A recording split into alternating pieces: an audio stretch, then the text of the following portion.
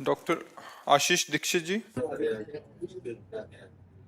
महाराज जी, आपके चरणों में कोटि कोटि प्रणाम।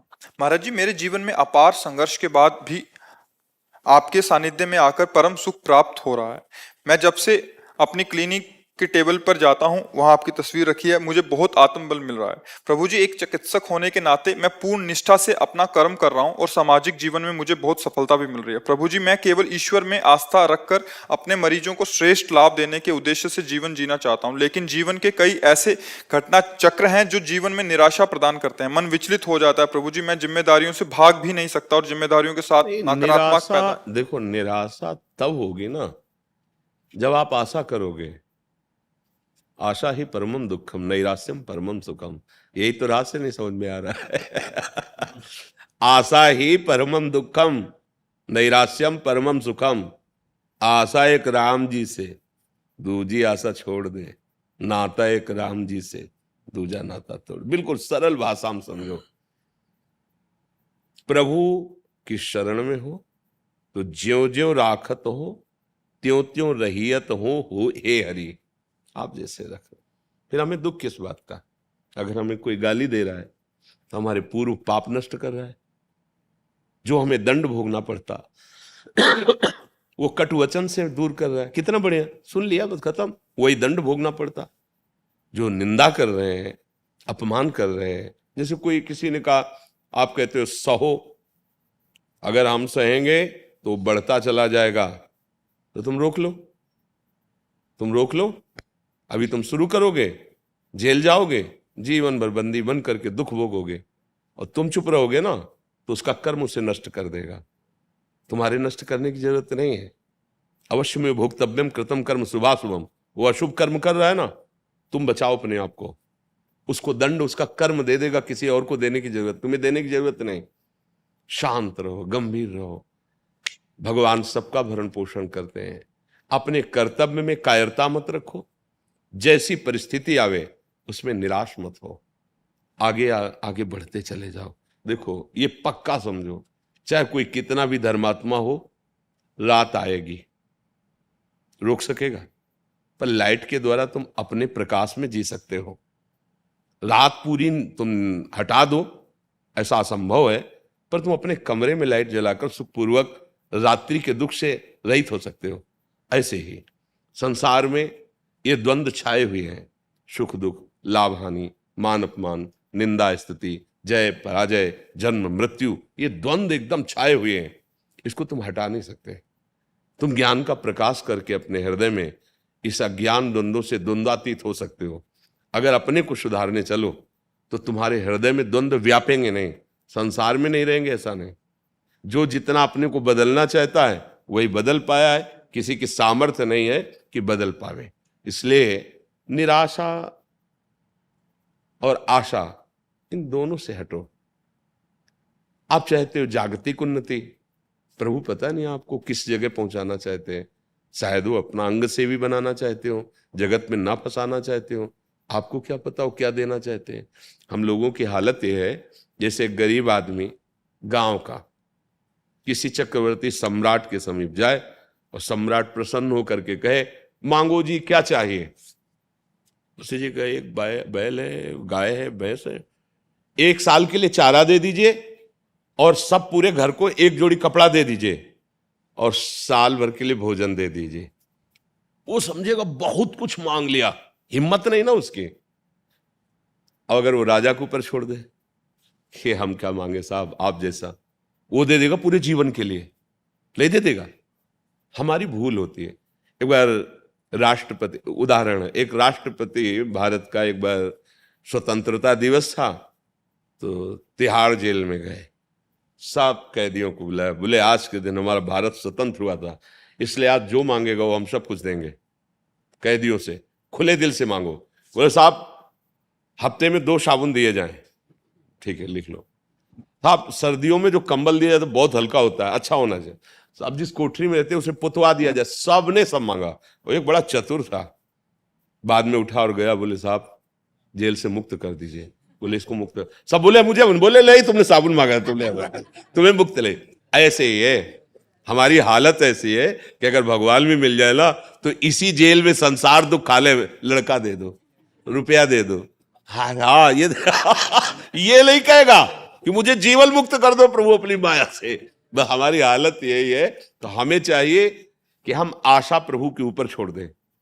जैसे चाहो आप मेरे स्वामी हो, कर्तव्य में प्रमाद नहीं करूंगा,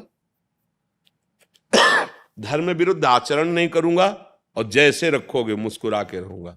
जहां कोई ऐसी परिस्थिति आती, कोई अपमान, कोई प्रतिकूल, नहीं, मेरे प्रभु का दिया हुआ हर विधान उसको खुशी से सहना है, मुस्कुरा के निकलना है, आंसू नहीं, घबराना नहीं। नहीं नहीं, हमने प्रभु से प्यार किया है तो प्यारे का ही साम्राज्य है और उसका हर विधान हमारे लिए सर आंखों पे है। हमको उसका विरोध नहीं करना, उसको सहना है। वो देखना चाहता है इस परिस्थिति में तुम कैसे मुस्कुराओगे, तो हमें सहना है। बिल्कुल ऐसे कमजोर मत बनो कि कोई कुछ कह दे तुम रो दो, थोड़ी सी हानि हो गई तुम रो दो। नहीं, तुम ऐसे मालिक के जो भ्रकुटी विलास सृष्टि लय हुई, इतने में से निमेष कहते हैं, निमेष में अनंत ब्रह्मांडों का सृजन कर देता है। वो जब चाहेगा तो निहाल कर देगा, जैसे वो चाहे हमें वैसे रहना है। अब तो क्या दुख होगा, क्या दुख होगा, मतलब समझ हमारी थोड़ी ठीक हो जाए तो हम निराश क्यों हो कि ऐसी परिस्थिति है। अरे परिस्थिति बदलने में देर लगती है क्या?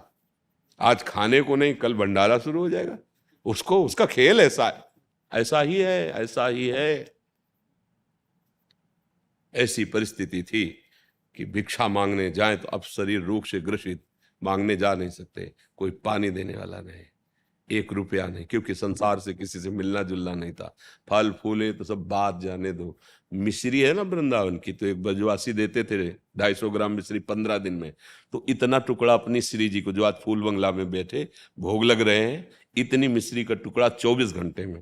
पर वो आंसुओं से लगता था कि श्री जी मुझ अकिंचन के पास, अब आप इसी से तृप्त हो जाइए, इसी को मान लीजिए 56 भोग है।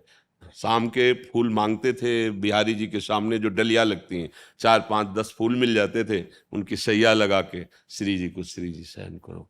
आज फूल बंगला बन रहा है। उनकी मौज है, कभी फुटपाथ पे तो कभी महलों पे है, कभी कोई पूछने वाला नहीं था। आज करोड़ों नेत्रों से केवल प्यार ही प्यार मिल रहा है। हम देखते हैं कि लोग प्रायः संतों के पास जाते हैं, मुझे ये दे दो, और हमारे पास आते हैं, तुम्हारी आयु बढ़े, तुम सुखी रहो, तुम स्वस्थ रहो। बोलो उल्टा, देखो देखो ना कौन कर रहा है, ये कौन कह रहा है? ये हमारे प्रभु इन रूपों में आकर, हम यही आश्चर्य मानते हैं। संतों के पास जाते ला, महाराज मेरे कैंसर हो गया, ठीक हो जाए महाराज। ये हमारे यहाँ ऐसे आते हैं, महाराज आप ठीक हो जाओ आपकी आयु बढ़े, आप सुखी रहे, आपको मेरी आयु लग जाए। मेरा ये कहाँ, ये कौन बोलता है? प्रभु बोल रहे हैं। इतने मुखों से प्रभु बोल रहे हैं, इतने नेत्रों से। जो वेद कहता है ना, सास शीर्षा पुरुखा हा शास्त्राक्षा, वो मुझे दिखाई दे रहा है। मेरा प्रभु इतने रूपों में देख रहा है मुझे, मेरा प्रभु इतने रूपों में प्यार दे रहा है, आशीर्वाद दे रहा है। सच्ची मानिए, एकमात्र भगवान का आश्रय ले लीजिए। जिस दिन आश्रय पक्का हो गया, पक्का का मतलब जैसे गाय बांधता है ना खूंटे पे किसान, तो ठोकता है और फिर हिला के वही देखता है कि अगर हमसे हिला तो अभी और पिटेगा, फिर और ठोकता है उसे, और जब देखा कि नहीं हिल रहा तब गाय बांध। ऐसे ही कुछ है शरणागति में, अगर हम हिल रहे हैं तो भी पिटाई बाकी है, अभी ठुकाई होगी। पक्के शरणागत जहां हो गए फिर निहाल। ये अनंत ब्रह्मांड साम्राज्य आपका, क्योंकि आपने स्वामी को सर्वस्व अर्पित कर दिया, तो स्वामी ऐसे उदार के अपना सर्वस्व अर्पित कर दिए। इसलिए सावधान, हम निराश तो होना, निराश ना। आएंगी परिस्थिति, ऐसा नहीं कि आपके ऊपर आएंगे, ऐसा नहीं है। कोई ऐसा बताओ विश्व में, जैसे कि मैं संकटों से लड़ रहा हूं, कोई ऐसा विश्व में एक बता दो, अरे जिनके यहां भगवान अवतरित हो रहे, स्वयं सच्चिदानंद वपु श्री कृष्ण, हथकड़ी और बेड़ियां पड़ी हुई, कंस के कारागार में, राक्षसी स्वभाव वाले सैनिकों से सुरक्षित कारागार, गर्भावस्था है लेकिन हथकड़ी और बेड़ियां, और गर्भ में कौन पधारे हैं? अखिल कोटि ब्रह्मांडों के स्वामी भगवान है।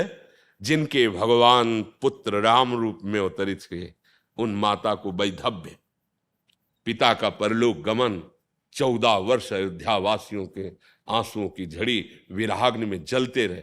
भाई देखो भगवान अवतरित हुए, देखो ना नंगे पैर वनवास प्रभु का, सीता जी का हरण, रावण से, आप देखो ना जीवन, तुम्हारा संघर्ष क्या है?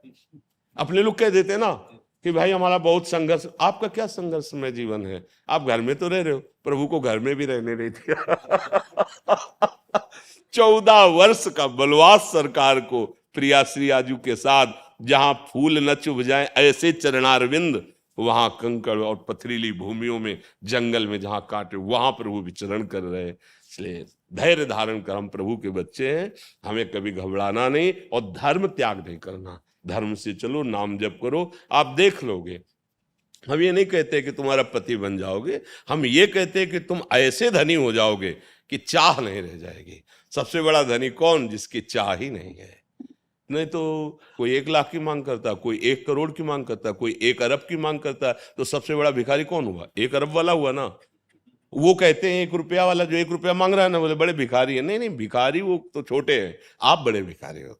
आपको 1 अरब चाहिए, वो 1 रुपये में संतोष कर लेगा, तुम्हें 1 अरब में संतोष रहे। धैर्यपूर्वक विवेक के द्वारा समझो, हम प्रभु की कृपा से संतुष्ट हो जाएं, चाह मिट जाए, आनंद हमारे हृदय में उल्लसित हो रहा है। किसी बाहरी वस्तु और क्रिया से जो आनंद प्राप्त होता है वो आनंद नहीं है, वो आनंद कोश से है। और जो आनंद सच्चिदानंद स्रोत से प्रकट होता है वो अबाध होता है, कभी बाधित नहीं होता। ज्ञान मार्ग में है जो आनंद कोश का बात कर दे, वो आनंद सिंधु स्वरूप की तरफ बढ़ता है। अभी तो हम जरा सा कुछ सात्विक भाव आया तो उसका आनंद, कभी विषय आनंद। तो धैर्यपूर्वक चले, निराश न हो।